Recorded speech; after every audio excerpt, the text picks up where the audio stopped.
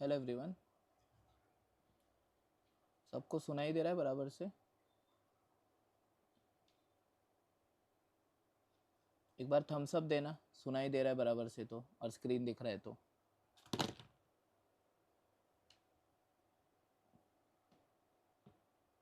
Just give me a thumbs up if you can see and view clearly.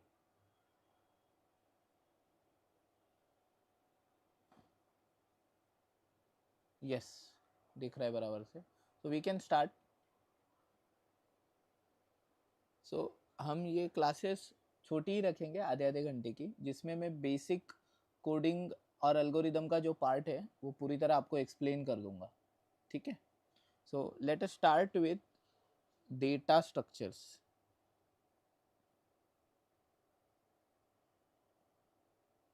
ये आपके exam में भी है और कोडिंग करने से पहले इसकी ज़रूरत आपको लगती है, डेटा स्ट्रक्चर्स की। ठीक है, सो लेट्स अंडरस्टैंड कि ये कितना इम्पोर्टेंट है। ठीक है, लेट्स ट्राई कि डेटा स्ट्रक्चर होता क्या है। देखो, हम जो भी कोडिंग करने वाले हैं ना, that is completely based on data. अब ये डेटा क्या हो सकता है? सो data could be anything which can be arranged. मतलब लेटस से तुम्हारे JEE मेंस के मार्क्स, मेंस का टेस्ट हुआ PCM का, और उसके कुछ मार्क्स है तुम्हारे। वो जो मार्क्स है हर एक बच्चे के अलग अलग रहेंगे। ठीक है, तो हर एक बच्चे के रोल नंबर के अनुसार मुझे उसे अरेंज करना पड़ेगा। तो ये डेटा मेरे लिए क्यों इम्पोर्टेंट है? ये डेटा मेरे लिए इम्पोर्टेंट इस वजह से है कि मैं अंडरस्टैंड कर पाऊँ क्लास का परफॉर्मेंस क्या है, बच्चों को कितने मार्क्स आ रहे हैं, किसको कौन से सब्जेक्ट में इम्प्रूवमेंट्स करनी है, वगैरह वगैरह। तो ये सारी चीज़ें समझने के लिए ये एक प्रकार का डेटा हो गया। डेटा क्या हो गया? Marks in JEE mains test. This could be anything. जैसे कि आप 12वीं में अभी इंजीनियरिंग का एडमिशन चल रहा है। अब इंजीनियरिंग का एडमिशन जो चल रहा है ना, वो कैप राउंड लिस्टिंग के हिसाब से चल रहा है। मतलब क्या कैप राउंड लिस्टिंग का मतलब? हर एक बच्चे ने प्रेफरेंस भरा है। कुछ बच्चों ने 100 कॉलेज भरे हैं, कुछ बच्चों ने 120 भरे हैं, कुछ बच्चों ने 5 भरे हैं, कुछ बच्चों ने 160 कॉलेज भरे हैं। बट डेटा कौन सा इंपॉर्टेंट है? उनका जो MHT CET में परसेंटाइल आया है ना, उसके हिसाब से उनको कॉलेज अलॉट कर किए जा रहे हैं। तो यहाँ पे भी आप देखेंगे तो पूरा प्रोसेस डेटा ओरिएंटेड है। यहाँ पे दो प्रकार का डेटा इंपॉर्टेंट है। एक तो बच्चे को कितने परसेंटाइल है MHT CET में, और उसने कॉलेज से कॉलेज का प्रेफरेंस लिस्ट भरा था। इसको थोड़ा और कॉम्प्लेक्सीफाई करेंगे और डेप्थ में समझेंगे तो आपको समझेगा कि और भी डेटा है इसमें। फॉर एग्जाम्पल, रिजर्वेशन वाली सीट्स अलग से जो होती है, उसके लिए मुझे और एक डेटा लगेगा। वो डेटा क्या रहेगा? वो इनपुट क्या रहेगा? तो कास्ट कास्ट का डेटा, मतलब ओपन है, जनरल सीट है, OBC है, वगैरह वगैरह वगैरह। उस हिसाब से ये कॉम्प्लिकेटेड नेटवर्क ऑफ डेटा जो है वो हमें कुछ आउटपुट देने के लिए हेल्प करता है। तो अभी देखो, इतने सारे लाखों बच्चे हैं पूरे महाराष्ट्र में, अराउंड 4,80,000 बच्चों ने फॉर्म भरा है। ठीक है, तो उन बच्चों में से इतना कॉलेज अलॉट करना ये पॉसिबल नहीं है ह्यूमनली, बराबर ना? उसके लिए कंप्यूटर का हेल्प ही रहेगा। तो कंप्यूटर क्या करेगा? एक प्रोग्राम के अनुसार इसके ऊपर ऑपरेट करेगा, और वो प्रोग्राम के लिए आपको डेटा स्ट्रक्चर समझना बहुत ज़्यादा ज़रूरी है। ठीक है, सो एक सेकेंड ना, ये कुछ ना कुछ आता रहेगा, इसको मैं डू नॉट डिस्टर्ब कर देता हूँ।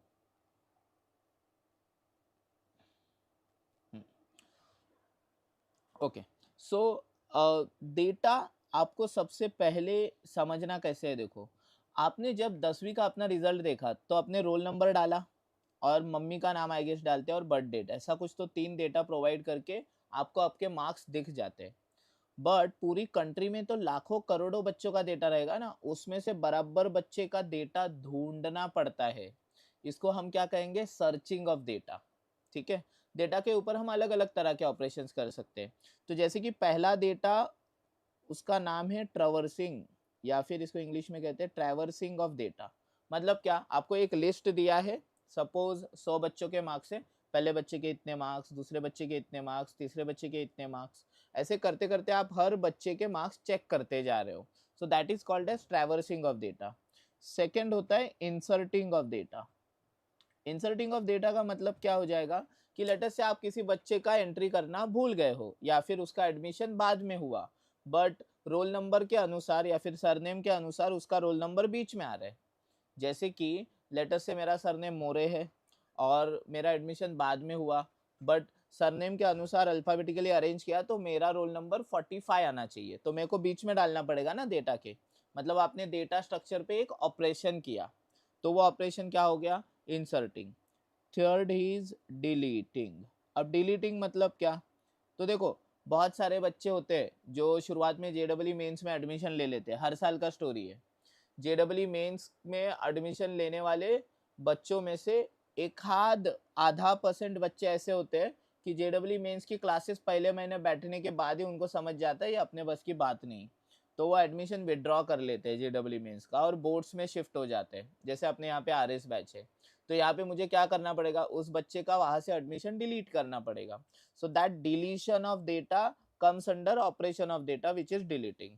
और सबसे इम्पॉर्टेंट पार्ट तो हमने देख ही लिया था पहले, सर्चिंग। जैसे मैंने कहा लाखों करोड़ों बच्चों में से आपका रिजल्ट कैसे ढूंढा जाएगा, वो सर्च करके ही ढूंढा जाएगा ना। और सबसे इम्पॉर्टेंट पार्ट क्या होता है, देखो जब भी एग्जाम होता है उसका एक रैंकर्स का लिस्ट लगता है कि पहला रैंक इसका आया, दूसरा रैंक इसका आया, वगैरह वगैरह। तो ये रैंकर्स का लिस्ट कैसे निकाला जा सकता है, डेटा को सॉर्ट करके, तो इसको कहेंगे हम सॉर्टिंग ऑफ डेटा, ठीक है। और लास्ट वाला है, लेटेस्ट से मुंबई सिटी का रिजल्ट आया, कोकण का रिजल्ट आया, किसी और सिटी का रिजल्ट आया, ठाणे का रिजल्ट आया, तो इन सिटी के रिजल्ट्स को अगर मुझे एक ही फाइल में एडजस्ट करना है, अरेंज करना है, तो उसे कहते हैं मर्जिंग ऑफ डेटा, ठीक है। तो हमने यहाँ पे 6 भिन्न भिन्न प्रकार के ऑपरेशंस देखे जो हम डेटा स्ट्रक्चर पे कर सकते हैं। पहला ऑपरेशन क्या था, ट्रवर्सिंग ऑफ डेटा, दूसरा था इंसर्टिंग, तीसरा डिलीशन, चौथा सर्चिंग, पांचवा सॉर्टिंग और छठा मर्जिंग। अब इसको एक एक लाइन में एक्सप्लेन करने के लिए आपको एग्जाम में ये आ सकता है, बट आपको पता है सबसे इंपॉर्टेंट क्या है इसमें, इसमें सबसे इंपॉर्टेंट बेटा सर्चिंग एंड सॉर्टिंग है। कंफर्म सर्चिंग एंड सॉर्टिंग का जो अल्गोरिदम है ना वो आपको एग्जाम में एक्सप्लेन करने आएगा, कंफर्म, ठीक है। तो हम मैक्सिमम मैक्सिमम अपना ध्यान जो है वो सर्चिंग और सॉर्टिंग में लगाएंगे, ठीक है। ट्रैवर्सिंग, इंसर्टिंग, डिलीटिंग आप खुद से भी पढ़ लोगे तो भी आ जाएगा, इतना आसान है, बट सर्चिंग एंड सॉर्टिंग हमें समझना है, ठीक है। अब आते हैं डेटा स्ट्रक्चर के अल्गोरिदम पे। अब आपको अल्गोरिदम की जरूरत क्यों पड़ती है वो समझाता हूँ। एक्चुअल में अल्गोरिदम का मतलब है क्या, ठीक है। तो आपने बहुत सारी चीजें सुनी रहेंगी आजकल, आर्टिफिशियल इंटेलिजेंस, डेटाबेस मैनेजमेंट, बराबर। तो इसमें एक अल्गोरिदम वर्ड बार बार आता है। अब अल्गोरिदम वर्ड का मतलब क्या, तो अल्गोरिदम का मतलब हम कुछ ऐसे कर सकते हैं, लेट अस से जिंदगी में इंजीनियर्स की जरूरत क्यों है बताओ। इंजीनियर्स की जरूरत एक सिंपल चीज के लिए है, which is called as solving a problem. अब इंजीनियर्स जिस तरीके से प्रॉब्लम सॉल्व कर सकते हैं ना, उस तरीके से दुनिया का कोई भी इंसान, कोई भी प्रोफेशन की व्यक्ति नहीं कर सकती। क्योंकि इंजीनियर्स को पता है कोई भी प्रॉब्लम सॉल्व करने के लिए मुझे पहले प्रॉब्लम का स्टेटमेंट एनालाइज करना पड़ता है कि बाबा ये प्रॉब्लम है। उसके बाद इंजीनियर्स उसके लिए है ना स्टेप बाय स्टेप सॉल्यूशन देते हैं, स्टेप बाय स्टेप सॉल्यूशन। मतलब आपको कुछ समझना नहीं है, ठीक है, आपको प्रॉब्लम के बारे में कुछ पता है नहीं पता है, डजेंट मैटर, एक कंप्यूटर इंजीनियर आपको स्टेप बाय स्टेप सॉल्यूशन लिख के देगा, ये स्टेप्स आपको फॉलो करने हैं और आपका प्रॉब्लम सॉल्व हो जाएगा। बट देखो ये जो स्टेप्स होते हैं ना ये बहुत ही क्लियर होने चाहिए, मतलब क्या, वेल डिफाइंड होने चाहिए, ठीक है। आपको नोट्स लिखने की जरूरत नहीं है, इसका पीडीएफ में शेयर करवा दूंगा। वेल डिफाइंड होने चाहिए, मतलब लेटस से अभी कल मुझे फैंटास्टिक 4 मूवी देखने जाना है, ओके, अभी मैं घर पे बैठा हूँ, तो मेरा प्रॉब्लम स्टेटमेंट क्या है कि मुझे मेरे ऑफिस टाइमिंग के बाद मूवी देखने जाना है, मैं ठाणा में रहूंगा, तो ठाणा के आसपास सबसे पास थिएटर कौन सा है वो देखूंगा मैं। सो जो पहला नाम आएगा वो विवियाना। तो दूसरा स्टेप क्या आएगा, विवियाना में फंटास्टिक 4 का शो कौन से टाइम पे है, तो मैं 5 बजे ऑफिस से निकल रहा हूँ तो डेफिनेटली मुझे 6 सवा 6 टाइप का शो देखना पड़ेगा, बराबर। अब दूसरा स्टेप क्या है, मैं टिकट कहाँ से बुक करूँ, या तो डिस्ट्रिक्ट ऐप से बुक करूँ या तो ऑफलाइन जाके बुक करूँ। तो इसमें मैं खुद को कंडीशन लगाऊंगा, भाई डिस्ट्रिक्ट ऐप से बुक किया तो मुझे टैक्स भरना पड़ेगा 30-40 रुपया, और ऑफलाइन जाके बुक किया तो मुझे आराम से टिकट कम पैसे में मिल जाएगी। ये इफ कंडीशन है मेरा। बट उसमें ये भी मैं कंसिडर करूंगा कि क्राउड कैसा है, हाउसफुल तो नहीं है शो, बराबर। तो ऐसा जो स्टेप वाइज डिटेल्ड इंस्ट्रक्शन है, उस हिसाब से कंडीशनिंग करने के बाद मैं एक फाइनल आउटपुट पे आऊंगा, and that is called as algorithm to solve a problem. अब आपको लग रहा रहेगा ये प्रॉब्लम थोड़ी सॉल्व करते हैं सर हम, बट बेटा यही प्रॉब्लम सॉल्व करते हैं। आप अगर डिस्ट्रिक्ट ऐप या कोई भी पेमेंट ऐप या फिर बुकिंग ऐप पे जाओगे, आप जब सीट ब्लॉक करते हो तो अगले 8 मिनट के लिए ब्लॉक रहती है, मतलब अब अगले 8 मिनट में आपको पेमेंट करना है, टिकट बुक करनी है, तब तक कोई भी दूसरा इंसान वो टिकट पे बुकिंग नहीं कर सकता। इवन जो ऑफलाइन सेंटर होता है जहाँ पे बुकिंग चलता है, वहाँ पे भी वो सीट ब्लॉक्ड ही दिखती है, क्योंकि आपने यहाँ पे उसे ब्लॉक करके रखा है। इसके पीछे भी क्या है, अल्गोरिदम, और वही अल्गोरिदम आज हमें समझना है। ठीक है, इतना क्लियर है अल्गोरिदम का बेसिक्स। ठीक है, एक बार थम्स अप देना, थम्स अप यहाँ पे मुझे दिख जाता है, यस, वेरी गुड। ठीक है, तो आज हम ज्यादा कुछ नहीं देखने वाले, हम एक बेसिक अल्गोरिदम देखने वाले हैं, and that basic algorithm is to find the largest element in an array. Algorithm to find largest element in an array. ठीक है, शॉर्ट में बताता हूँ एरे क्या होता है। तो एरे का मतलब क्या, कलेक्शन ऑफ होमोलोगस ऑब्जेक्ट्स। मतलब क्या, अगर आपने एक शेल्फ पे बुक्स रखी है, तो वो शेल्फ में एक के ऊपर एक स्टैक करके मैंने बुक्स रखी रहेंगी, बुक के अलावा दूसरा कुछ नहीं रखा रहेगा, बराबर। तो एरे होता है डेटा का एक कलेक्शन। अब ये डेटा क्या हो सकता है, जैसे पहला एग्जांपल दिया मैंने, मार्क्स ऑफ स्टूडेंट, तो ये हो गया रोल नंबर 1 के मार्क्स, या रोल नंबर 2 के मार्क्स, रोल नंबर 3 के मार्क्स, रोल नंबर 4 के marks, that is called as an array. ठीक है, जैसे मैंने रिजल्ट बताया 10th का रिजल्ट, वो भी एक प्रकार के एरे में सेट किया होता है। लेटर से आपका रोल नंबर है A269913, तो वो रोल नंबर के अगेंस्ट आपके मार्क्स स्टोर किए गए रहेंगे। लेटर से आपका नंबर है A269914, तो उसके अगेंस्ट आपके मार्क्स स्टोर किए रहेंगे। तो ये कलेक्शन ऑफ सिमिलर ऑब्जेक्ट्स हो गया ना, कि बच्चों के परसेंटेज, और उस हिसाब से आप वो डेटा पे जो भी ऑपरेशन आपको ये 6 में से जो भी ऑपरेशन करना है, ट्रैवर्स करना है, इंसर्ट करना है, डिलीट करना है, सर्च करना है, सॉर्ट करना है, मर्ज करना है, वो सब आप बहुत ही आसानी से कर सकते हो। ठीक है, अब सपोज एक डेटा है 10 बच्चों के मार्क्स है, कितने बच्चे बेटा, 10 बच्चे। तो 10 बच्चों के मार्क्स में आपको सबसे बड़ा डेटा ढूंढना है, मतलब क्या, जिसको सबसे ज्यादा मार्क्स है, मतलब आपको रैंक 1 ढूंढना है बेसिकली। तो आप क्या स्टेप लगाओगे, ये हमें समझना है। आई होप क्लियर है सबको। Algorithm to find the largest element in an array का मतलब, तो इसे स्टेप वाइज कैसे लिखना है वो देखेंगे आज हम। अब ये एक बात यहाँ पे समझो कि स्टेप वाइज कैसे लिखना है। तो स्टेप 1, देखो किसी भी चीज को ढूंढने के लिए आपको ऐसी चीजों के पास भी जाना पड़ेगा जो आपको नहीं ढूंढना है। इसको इंग्लिश में कहते हैं ट्रैवर्सिंग। तो आपको डेटा ट्रैवर्स करना है। अब डेटा ट्रैवर्स करने का मतलब क्या, आपको पहले डेटा के घर में जाना पड़ेगा, दूसरे डेटा के घर में जाना पड़ेगा, तीसरे डेटा के घर में जाना पड़ेगा। आपको क्या ढूंढना है, largest element in an array. तो आप जो पहले डेटा के घर में जाओगे ना, उसी डेटा को मैक्सिमम बोल दो, क्योंकि आपको तो पता नहीं है मैक्सिमम डेटा कौन सा है, बराबर। तो हम क्या करेंगे, एक काउंटर इनिशियलाइज करेंगे, इनिशियलाइज काउंटर। अब काउंटर का उपयोग क्या है वो समझ लेते हैं। काउंटर का उपयोग डेटा 1 से डेटा 2, डेटा 2 से डेटा 3, डेटा 3 से डेटा 4 जाने के लिए होता है। इसी काउंटर को हम बोलेंगे के। तो सेट के इक्वल टू 1, ये हो गया मेरा इनिशियलाइजिंग काउंटर।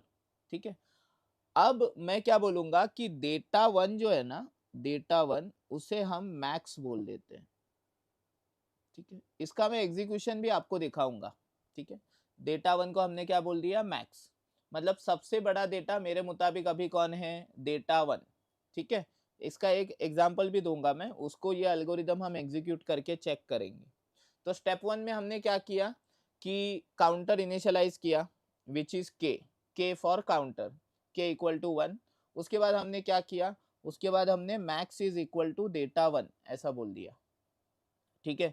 अब स्टेप टू में हम क्या करेंगे, compare and update, compare and update, ठीक है। कंपेयर एंड अपडेट करेंगे। अब कंपेयर एंड अपडेट का मतलब क्या, मैंने बोला था ना, कंडीशनिंग करना पड़ेगा आपको। इफ मैक्स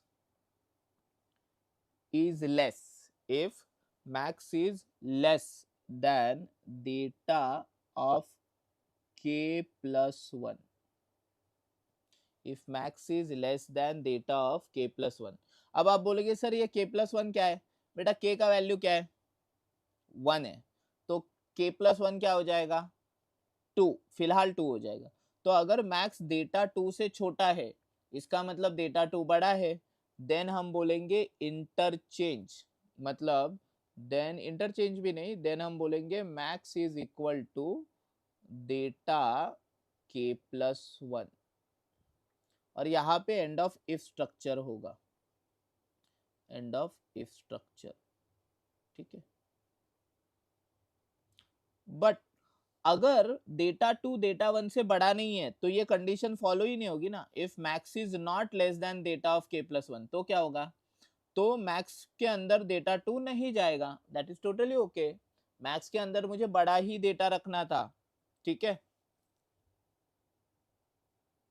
ओके, ठीक है। अब स्टेप थ्री, स्टेप थ्री में हम क्या करेंगे बेटा, डेटा टू तक हम पहुंच गए k प्लस 1 बोल के, बट हमें आगे भी तो जाना पड़ेगा। आगे कहाँ जाना पड़ेगा, डेटा थ्री पे। तो उसके लिए हमें करना पड़ता है इंक्रीमेंट काउंटर। इंक्रीमेंट काउंटर का यूज करके हम k का वैल्यू बढ़ाते जाएंगे। k का वैल्यू बढ़ाते बढ़ाते हम कहाँ पे जाएंगे, डेटा के एंड में। तो set k equal to k plus 1। अब देखो मुझे पता है आप में से बहुत सारे बच्चों को मैं ही मैथ सिखाता हूँ। आप बोलेगे सर आप पागल हो गए हो क्या, k equal to k plus 1 नाम की चीज ही नहीं होती, बराबर ना, बट कंप्यूटर्स में होती है। k equal to k plus 1 मतलब k में k प्लस 1 ये वैल्यू स्टोर करो। तो k में फिलहाल कौन सा वैल्यू है, 1 है, तो 1 प्लस 1 होके k 2 हो जाएगा, समझ गए ना। तो लेफ्ट साइड में कुछ ऑपरेशन नहीं होता, ये मैथ्स की तरह नहीं है, क्लियर है क्या,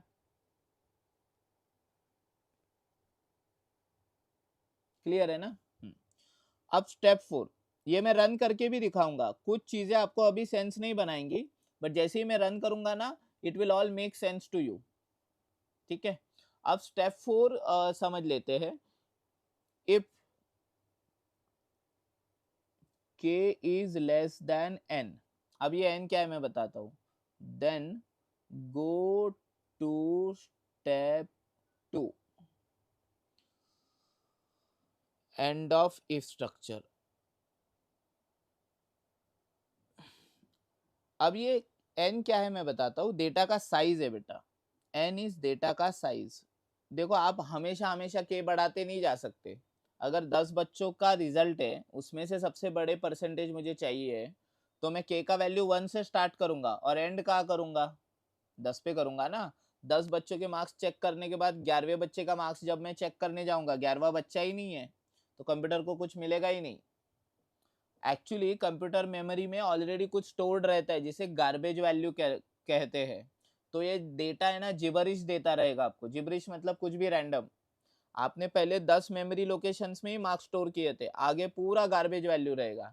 तो you have to make sure कि वो 10 के आगे ना जाऊं मैं, समझ रहे हो ना। तो ये हो जाएगा एंड ऑफ इफ स्ट्रक्चर, ठीक है। और स्टेप 5 रहेगा, स्टेप 5 राइट मैक्स, ठीक है। एंड स्टेप 6 इज एंड, मतलब खत्म हो गया अपना काम, एग्जिट। ठीक है, अब मैं रन करके दिखाने वाला हूँ। एक बार मैं पूरा फ्लो दिखाता हूँ। फ्लो बड़ा सिंपल है। हमें एक डेटा है जिसका साइज है n डेटा टाइप, मतलब n डेटाज है उसमें, उसमें से हमको सबसे बड़ा डेटा ढूंढना है। ठीक है, तो मैं एक काम करता हूँ, मैं आपके सामने एक डेटा रखता हूँ, फिर ये एल्गोरिदम उसको अप्लाई करूंगा। ठीक है, तो लेटस से मैंने D1 की मेमोरी लोकेशन में 39 स्टोर किया है, D2 की मेमोरी लोकेशन में 42 स्टोर किया है, D3 की मेमोरी लोकेशन में 27 स्टोर किया है, D4 की मेमोरी लोकेशन में 35 स्टोर किया है, और D5 की मेमोरी लोकेशन में क्या करूँ स्टोर, 76 स्टोर किया है। ठीक है, तो मेरा n का वैल्यू क्या हो गया बेटा, 5 हो गया। ठीक है, और चलो अभी इसमें से सबसे बड़ा डेटा ढूंढना है। तो बेटा सभी को पता है सबसे बड़ा डेटा कौन सा है, सबसे बड़ा डेटा है 76। तो मेरे को एल्गोरिदम अप्लाई करने के बाद 76 आना चाहिए ना, करेक्ट। लेट अस सी आता है क्या। तो स्टेप 1 क्या है, initialize counter set k equal to 1। तो मैं k को 1 की तरफ सेट कर दूंगा, ये मैंने k को 1 सेट कर दिया बेटा। ठीक है, उसके बाद क्या बोला है मैंने, उसके बाद बोला है मैक्स इक्वल टू D1। तो मेरा मैक्स का वैल्यू क्या हो जाएगा, D1। बट D1 के अंदर मैंने क्या स्टोर किया था, देखते हैं जरा। D1 के अंदर है 39। ये हो गया मेरा स्टेप 1 बेटा। स्टेप 2 क्या कह रहा है, देखते हैं। Compare and update if max is less then data of k+1। तो मैक्स तो मेरा 31 है, तो max is less than d of 2, ये सही है कि नहीं देखते हैं। मैक्स मतलब 39, क्योंकि फिलहाल मैक्स में 39 है, और d ऑफ 2 मेरा कितना है, 42। बताओ मुझे 39 लेस देन 42 है क्या, हाँ है, ट्रू हो गया, ये ट्रू हो गया। ट्रू हो गया मतलब इफ कंडीशन सेटिस्फाई हो गई। इफ कंडीशन सेटिस्फाई हो गई तो मैक्स के अंदर अब डेटा ऑफ k+1 डालेंगे। तो मैक्स के अंदर डेटा ऑफ k+1 जाएगा, मतलब अभी मैक्स के अंदर d ऑफ 2 जाएगा मेरे भाई। तो मैक्स के अंदर d ऑफ 2 जाएगा, मतलब मैक्स के अंदर अभी 42 जाएगा, समझ गए। फिर मैं चेक करूंगा स्टेप 3। स्टेप 3 कहता है इंक्रीमेंट करो काउंटर को, तो k इक्वल टू k+1। तो k का वैल्यू जो मेरा 1 था वो k+1 हो जाएगा। तो k का वैल्यू 1 से 1 + 1 2 हो गया। उसके बाद स्टेप 3, स्टेप 3 क्या कहता है, सॉरी स्टेप 4, स्टेप 4 कहता है अगर k लेस देन n है तो गो टू स्टेप 2। अब देखो k का वैल्यू मेरा 2 है और 2 इज लेस देन 5, ट्रू है, तो मैं बैक टू स्टेप 2 जाऊंगा, मतलब लूप मारा, एक ही चीज बार बार करो, एक ही चीज बार बार करो, समझ गए। तो ये लूप कहाँ पे जाएगा, लूप जाएगा स्टेप 2 पे। स्टेप 2 पे बोल रहा है max is less then data of k+1। ठीक है, तो मेरा मैक्स क्या है, मैक्स में मेरा वैल्यू था, यहाँ पे मैं लिख देता हूँ आपके लिए, डेटा ऑफ k+1। तो मैक्स में मेरा वैल्यू कितना है देखता हूँ। मैक्स में अभी मेरा वैल्यू 42 था, less than data of k के अंदर 2 है तो वो 3 हो गया। तो 42 less than d of 3 check करना है मुझे। ठीक है, तो d ऑफ 3 क्या है देखता हूँ मैं, d ऑफ 3 27 है। तो मेरे भाई 42 लेस देन 27 है क्या, नहीं, फॉल्स है। इसका मतलब मैक्स के अंदर जो चेंज करना था मुझे वो नहीं करूंगा मैं। ये देखो यहाँ पे लिखा है मैंने, अगर ये ट्रू आया, मैक्स लेस देन आया डेटा ऑफ k+1 तो ही चेंज करो, अदरवाइज चेंज मत करो। तो यहाँ पे मैक्स का वैल्यू अभी चेंज नहीं होने वाला, वो 42 ही रहने वाला है। तो ये हो गया मेरा स्टेप 2। स्टेप 3 बोलेगा इंक्रीमेंट करो। तो स्टेप 3 में जब मैं इंक्रीमेंट किया, के अंदर जो 2 था वो 2+1 होके k3 हो गया। अब जैसे ही k3 हो गया, मैंने चेक मारा step 4, k less than n। तो 3 लेस देन 5 है क्या, हाँ है, तो ये ट्रू हो गया। ट्रू हो गया मतलब क्या, ट्रू हो गया मतलब मेरे को वापस लूप मारना पड़ेगा, गो टू स्टेप 2। स्टेप 2 क्या बोल रहा है, max is less then data of k+1। तो अभी मैक्स के अंदर मेरा कितना वैल्यू है, मैक्स के अंदर 42 है। 42 is less then data of k+1 यानी 4। तो 42 लेस देन d4 है क्या देखते हैं। तो d4 का वैल्यू मेरा कितना है, 35। क्या 42 लेस देन 35 है, नहीं है। तो मैक्स के अंदर नया वैल्यू स्टोर नहीं होगा, वही लिखा था ना मैंने। अगर सही है ये तो ही मैक्स के अंदर नया वैल्यू स्टोर करो। फिर क्या हो जाएगा, इंक्रीमेंट काउंटर, जो काउंटर 3 था वो अभी काउंटर क्या हो जाएगा, 4 हो जाएगा। काउंटर 4 हो गया। काउंटर 4 होने के बाद मैं k less than n check करता हूँ ना, तो इफ के इज लेस देन एन, तो ये हो जाएगा 4 इज लेस देन 5 ट्रू। तो मैं गो टू स्टेप 2 जाऊंगा। स्टेप 2 में क्या चेक करता हूँ मैं, max is less then data of के प्लस 1।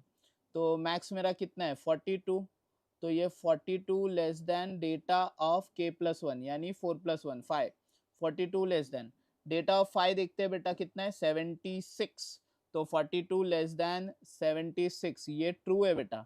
इसका मतलब मैक्स के अंदर अभी डेटा ऑफ के प्लस 1 आएगा, मतलब डी ऑफ 5 आएगा। तो मैक्स के अंदर आ गया 76। उसके बाद क्या हो जाएगा, डेटा चेंज करने के बाद इंक्रीमेंट काउंटर स्टेप 3। स्टेप 3 बोलेगा के को और बढ़ाओ, के 4 था के 5 हो गया बेटा। अब मैं क्या बोलूंगा 5 लेस देन एन 5, बेटा ये ट्रू है क्या, ये तो फॉल्स है। अगर के लेस देन एन नहीं है तो क्या करना है वो मैंने लिखा है देखो, अगर के लेस देन एन है देन गो टू स्टेप 2। अगर के लेस देन एन नहीं है तो स्टेप 2 जाने की जरूरत बिल्कुल भी नहीं है, आप लूप से बाहर आ जाते एंड आप राइट करते हैं मैक्स। तो अभी आपके पीसी पे आपको मैक्स इक्वल टू डी5 दिखाई देगा जो कि 76 है एंड यही बेटा मैक्स वैल्यू था। ठीक है, अब वो अगर मैक्स वैल्यू था तो मैं क्या बोलूंगा, मिल गया मेरा काम हो गया, एग्जिट खत्म कहानी। समझ गए? तो ये एकदम बेसिक एल्गोरिदम आज हमने देखा है। एक बार मैं है ना चैट ऑन कर देता हूँ so that we can converse. एक बार मैं पूरा स्ट्रक्चर भी दिखाता हूँ। देखो अपना काम क्या है मैं बताता हूँ अगले लेक्चर्स में। हमने अभी बेसिक, एकदम basic finding the largest data in an अरे देखा है। ठीक है, इसके बाद हम सर्चिंग देखेंगे। सर्चिंग में हम बाइनरी सर्च देखेंगे और बबल सर्च देखेंगे और लीनियर सर्च देखेंगे। मतलब 3 मेथड्स देखेंगे। Bubble sort I guess sorting से, सॉर्टिंग के लिए। सर्चिंग में हम बाइनरी सर्च और लीनियर सर्च देखेंगे। सॉर्टिंग में हम है ना बाइनरी सॉर्टिंग भी है एक, बबल सॉर्टिंग करके वो देखेंगे। ऐसे 3-4 एल्गोरिदम देखेंगे ना, आपका चैप्टर खत्म। आपको डेटा स्ट्रक्चर बहुत बड़ा चैप्टर लगता है बट उसमें से ये 3-4 क्वेश्चन ही आते हैं। एक है finding the largest element in N अरे, एक तो बाइनरी सर्च आता है, एक तो लीनियर सर्च आता है, दैट इज सर्चिंग में, और एक सॉर्टिंग में आता है बबल सॉर्टिंग, जो मैं आपको ऑब्वियसली नेक्स्ट लेक्चर सिखाऊंगा। यहाँ पे हमने बेसिक आइडिया क्या सीखा कि अल्गोरिदम क्या होता है, किसी भी प्रॉब्लम का well defined step by step solution. जैसे कि एक डेटा में, एक डेटा स्ट्रक्चर में मुझे ढूंढना था कौन सा एलिमेंट सबसे बड़ा है, तो मैंने पहले क्या किया, एक काउंटर सेट किया, उसको के इक्वल टू 1 बोल दिया। जो पहला ही डेटा था उसको मैक्स बोल दिया, मैक्स इक्वल टू डेटा 1। फिर कंपेयर एंड अपडेट किया, अगर मैक्स डेटा के प्लस 1 से बड़ा छोटा है तो मैक्स के अंदर डेटा के प्लस 1 डालो, नहीं है तो कुछ मत करो। फिर हमने काउंटर इंक्रीमेंट किया ताकि हम ट्रावर्स कर सके अगला डेटा, तो के को के प्लस 1 कर दिया। ठीक है, उसके बाद हमने चेक किया क्या के लेस देन एन है, मतलब डेटा स्ट्रक्चर के बाहर तो नहीं गया ना। डेटा स्ट्रक्चर के बाहर गया तो रुक जाओ, बट नहीं गया तो वापस स्टेप 2 में जाके कंपेयर एंड अपडेट करो। अभी ये कंपेयर एंड अपडेट करते करते के का वैल्यू बढ़ते जाएगा, हम हर बार कंपेयर करते रहेंगे। एक बार के एन के समान हो गया तो मैं उस लूप से भी बाहर पड़ जाऊंगा। मतलब 2 लूप थे यहाँ पे, एक कंपेयर एंड अपडेट एंड एक ट्रैवर्सिंग वाला। जैसे ही के और एन सेम हो गए वो लूप से बाहर आ जाएगा और मैक्सिमम वैल्यू लिख देगा। ठीक है, आई होप ये क्लियर है। ठीक है, एक बार मैं चैट्स ऑन कर देता हूँ, अगर आपको कुछ डाउट्स हैं तो आप उसमें पूछ, एक्चुअली होस्ट के साथ आप चैट कर ही सकते हो, तो अभी मैं चैट देख ही पाऊंगा। तो अगर आपको अभी कुछ डाउट्स है तो आप चैट में पूछ सकते हैं। ठीक है, वी हैव गॉट 8-9 मिनट्स। हमारा एक एक अल्गोरिदम देख के हो गया है। नेक्स्ट लेक्चर में हम लीनियर सर्चिंग, बाइनरी सर्चिंग वो सब देखेंगे। If you have any doubt please chat में लिख दीजिए। और होस्ट करके रहेगा देखो अमोल मोरे, उसमें।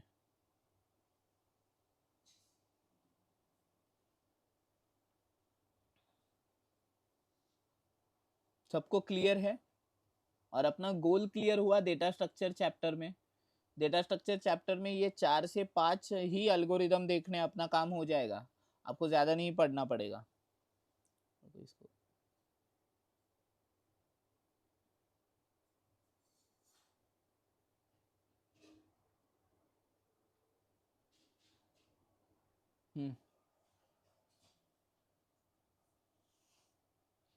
Very good.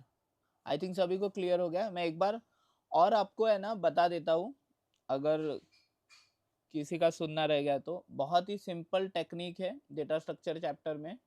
हम linear search, binary search, bubble sort, ये 3 एल्गोरिदम देखेंगे, दैट्स इट, अपना काम हो गया। और अभी जो मैंने बेसिक एल्गोरिदम दिखाया वो, और बाकी 2-3 थियोरी इंपॉर्टेंट क्वेश्चन है वो मैं बताऊंगा, अपना काम हो जाता है। सोहम कुछ पूछ रहा है। एक्चुअली मैं ना मैसेजेस क्या पता देख नहीं पा रहा। यस, कल्याण भी यस। सोहम कुछ पूछ रहा है, for exam do we only rely on the examples by you or should we do all the examples from text book? Actually हर साल का स्टोरी सेम है। और देखो स्टोरी कैसा है, जो एग्जांपल्स मैं लूंगा ना वही एग्जाम में आते हैं। द रीजन इज हर साल सेम पेपर आता है, थोड़ा बहुत 10 to 15% बदलता है। तो to be on the safer side आप क्या कर सकते हो, मैंने जो एग्जाम्पल लिए वो पहले करने के, और वो मैं बहुत कम पढ़ाऊंगा, ज़्यादा नहीं, बिकॉज जो एग्जाम में आता है वही पढ़ाऊंगा। उसके अलावा जो टाइम बचेगा उसमें एक्स्ट्रा कर लेना, आपको एग्जाम में बिल्कुल प्रॉब्लम नहीं आएगा। एवरी ईयर का मिनिमम स्कोर इज 180 और 100 में 80 मिनिमम मिल ही जाता है, इतना नोट्स भी जो कर लेते हैं वो। बट हाँ, मेक श्योर करना मेरे नोट्स के साथ, ये जो मैंने अभी लिखा है ना वो भेजूंगा आपको, मेरे नोट्स के साथ आप एक बुक रिफर जरूर करना, या तो टीपीएस करना या तो आरडी सुपेकर कुछ करते हैं वो, जनरली मैं टीपीएस सजेस्ट करता हूँ।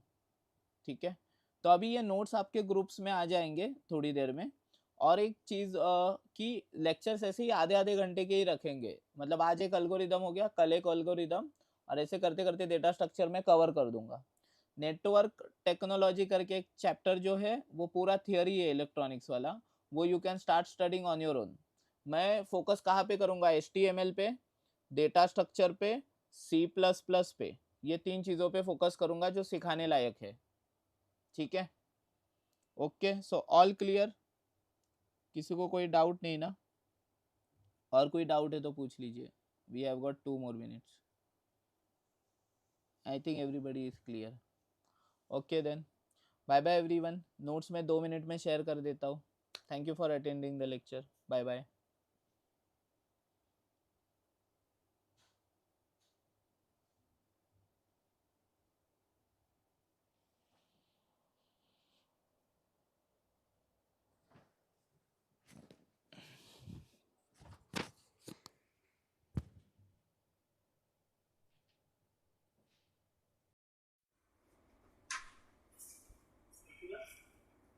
इधर पोछा कैसे मारू बता ना, बहुत टेंशन हो गया है, किससे करूँ बता ना, मैं करता हूँ।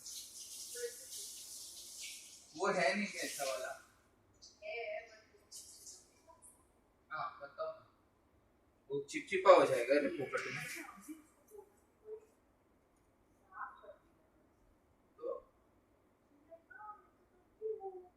ये नहीं किया, ये नहीं किया।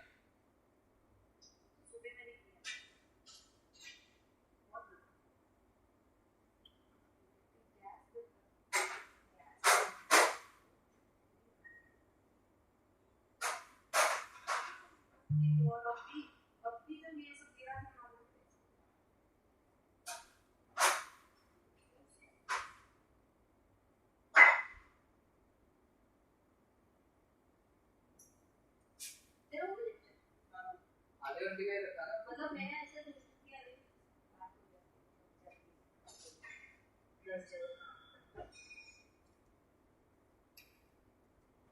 क्या ही बोलूं।